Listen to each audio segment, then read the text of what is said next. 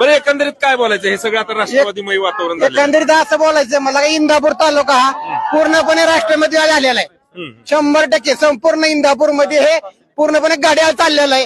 हे अजितदादाला दाखवून अजितदादाच्या जे भावनिक लोक आहेत एवढे आता प्रतिसाद होता की प्रत्येक म्हणजे कोणताही गट घेतला जिल्हा परिषद असेल पंचायत समिती असेल याच्यामध्ये सगळ्याकडे एकच फक्त नाव घेऊन ते फक्त राष्ट्रवादी आणि फक्त गाड्या.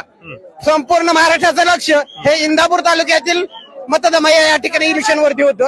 पण मला एक सांगायचं महाराष्ट्राच्या जनतेला लाईव्हच्या माध्यमातून फक्त इंदापूर तालुका हा अजितदादाचाच प्रेमी आहे हे दाखवून दिलेलं आहे. एवढंच मला याच्यामधून सांगायचंय.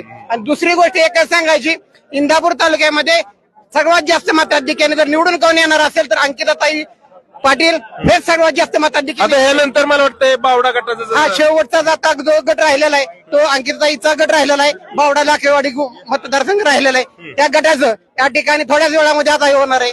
तर मी त्यांना एक सांगतो आज निकाल लागलेला आहे 100% 15,000 प्लस राहणार एवढी गॅरंटी आम्हाला आहे. थोड्या वेळाने ते अपडेट 100%